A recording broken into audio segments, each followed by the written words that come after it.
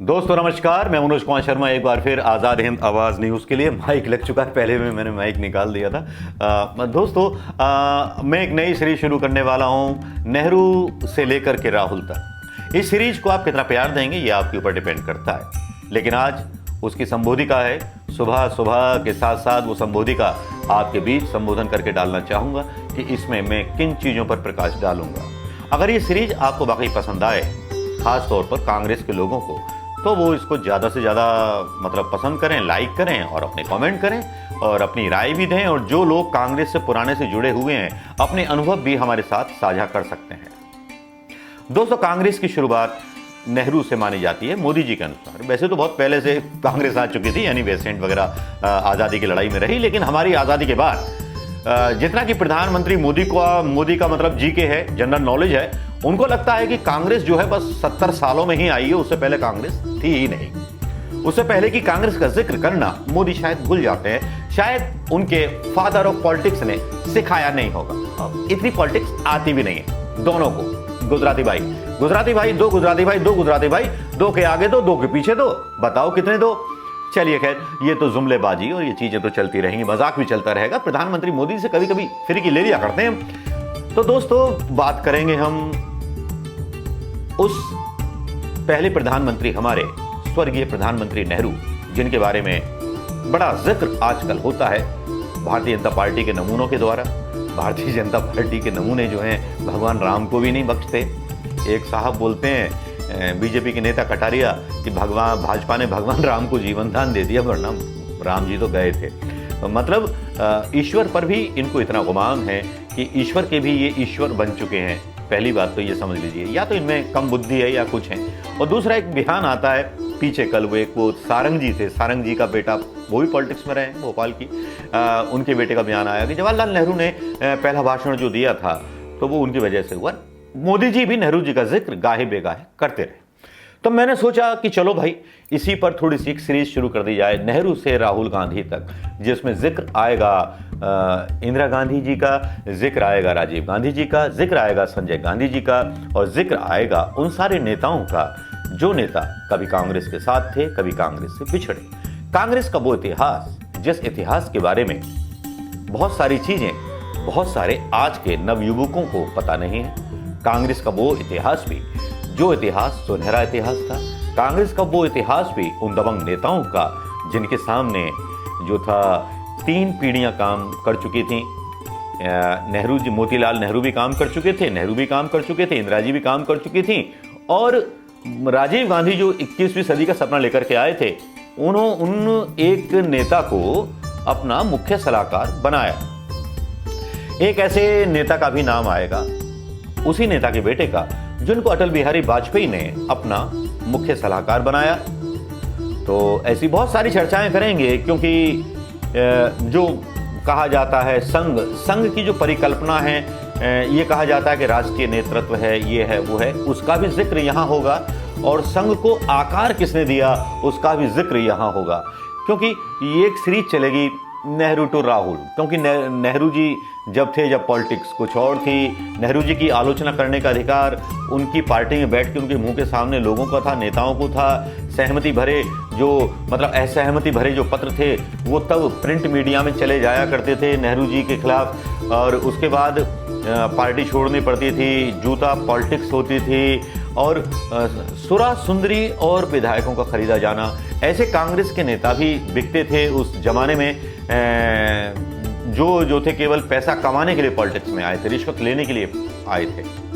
तो राजनीति जो थी स्वार्थ से भरपूर होती गई, और शोषण किसका होता रहा, जनता का। फिर इंदिरा जी का शासन काल आया, वहां भी इंदिरा जी को ना चाहते हुए भी ऐसे नेताओं के साथ समझौते करने पड़े कि जो एक तरह से काले दाग थे कांग्रेस पर। और उसके बाद आता राजीव गांधी जी का जमाना। राजीव गांधी जी ने सीधे से माना, जो शायद किसी नेता में इतनी हिम्मत होगी नहीं जितना सीधे से माना राजीव गांधी ने, कि हम 1 रुपया भेजते हैं, 25 पैसे गांव तक पहुंचते हैं। जो राजीव गांधी ने कहा था, एक अच्छे एजुकेटेड नेता के तौर पर, वो पहले तो उन्होंने उनकी एक छवि जो थी, एक ऐसे ब्रांड लीडर की छवि बनी थी जिनको अमेरिका में पसंद किया जाता था, हर देश में पसंद किया जाता था। जिनके बारे में बहुत सारी चीज चलती थी। रीगन जो थे छाता लेकर के उनको उनकी गाड़ी तक छोड़ने आए थे। तो ये 70 साल में कांग्रेस का कुछ महान इतिहास रहा, कुछ राजनीतिक भूलें रहीं। और कांग्रेस में की वर्किंग कमेटी में जो कांग्रेस से पहले से जुड़े रहे, नेहरू, मोतीलाल नेहरू, इंदिरा और राजीव गांधी के ज़माने से, उनकी वजह से भी कुछ ऐसा हुआ कि जिसकी वजह से राजनीतिक नेतृत्व गढ़ने में परेशानी हुई। कुछ सत्ता के लालच में कुछ शिकार बनाया गया अपनों को ही, कुछ को इस्तेमाल किया गया अपनों को ही। वंशवाद की जहां तक राजनीति की बात है तो वंशवाद से अछूता ना तो भारतीय जनता पार्टी का परिवार रहा, ना कांग्रेस का परिवार रहा। कांग्रेस भी उन लोगों पर ज्यादा यकीन करते थे, कांग्रेस के छत्रप नेता नेहरू एंड गांधी परिवार के लोग, कि जो पारिवारिक तौर पर उनके साथ कई पीढ़ियों से जुड़े हुए थे। जाहिर बात थी कि उनका प्रभाव था अपने अपने क्षेत्रों में। आजादी तो जरूर मिल गई थी, लेकिन लोग आज भी राजशाही और सामंतवादी प्रथा को मानते थे। इसीलिए कांग्रेस के नेता अपने प्रभाव रख करके वहां के राजा बन जाते, भारतीय जनता पार्टी के लोग राजा बन जाते, तो जनता भी उनको एक राजा की तरह महत्व देती थी। सांसद बन जाने के बाद, विधायक बन जाने के बाद। तो जो मेरी सीरीज होगी वो उस बदलाव की कहानी होगी और कांग्रेस की उन कमियों के बारे में भी होगी जो कमियां उसने की, और जिन कमियों को करने के बावजूद उसने उन कमियों को सुधारने की कोशिश नहीं की। तो इस सीरीज को आप कितना पसंद करेंगे ये देखना बाकी है, क्योंकि यहां इंदिरा गांधी जी के बलिदान की कहानी होगी, तो 56 टुकड़ों में बटे हुए उस शरीर की कहानी होगी जो गांधी परिवार के ही शहीद थे, राजीव गांधी, यानी कि राहुल गांधी के पिता, प्रियंका गांधी के पिता। और जहां एक तरफ वर्तमान में उत्तर प्रदेश में चौसर खेलने के लिए, राजनीतिक चौसर खेलने के लिए प्रियंका गांधी उतर चुकी हैं, और दूसरी तरफ राहुल गांधी अकेले सीना चौड़ा किए हुए सामना कर रहे हैं एक ऐसे झूठे भ्रमजाल का, एक ऐसे तिलिस्म का जिसने लोगों की आंखों के सामने धर्म की पट्टी चढ़ाई हुई है। अब देखना यह होगा कि लोकतंत्र जीतेगा या एक एजुकेटेड आदमी, बंदूक जीतेगी या अहिंसा।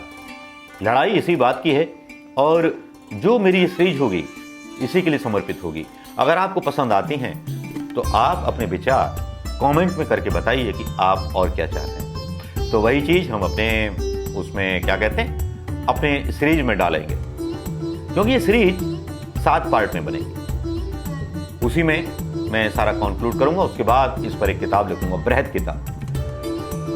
लेकिन अगर आप लोगों का सहयोग रहा, और ये सीरीज कार्यकर्ताओं की दृष्टि से देख करके बनाई गई, ना कि एक राजनीतिक दृष्टिकोण से, वो सारे कांग्रेस के समर्पित योद्धा जो सोशल मीडिया पर लगातार लगे रहते हैं, ऐसे ऐसे फेसबुक पर एक मुकेश कुमार गुप्ता हैं जिनके 3 फेसबुक पेज चल रहे हैं, जिन्हें किसी ने कोई खरीदा हुआ नहीं है। ओमकार सिंह ढिल्लो जिन्होंने पदयात्रा की थी, कपिल गर्ग, दीपक शर्मा, मैनी मोर, जगमोहन सिंह, बहुत सारे ऐसे लोग हैं जो छितरे हुए हैं सोशल मीडिया पर, जिनका कांग्रेस से कोई दूर दूर का वास्ता नहीं, लेकिन कांग्रेस की आइडियोलॉजी से वास्ता है। तो हम बात करेंगे, अगर आपको पसंद आए ये सीरीज तो फिर, क्योंकि ये एक संबोधन है, प्रस्तावना है, अगर आपको लगता है कि ये विषय सही रहेगा तो अपना आशीर्वाद, अपना प्यार भरा आशीर्वाद जरूर दीजिएगा, क्योंकि ये कार्यकर्ता की नज़रों से देखा हुआ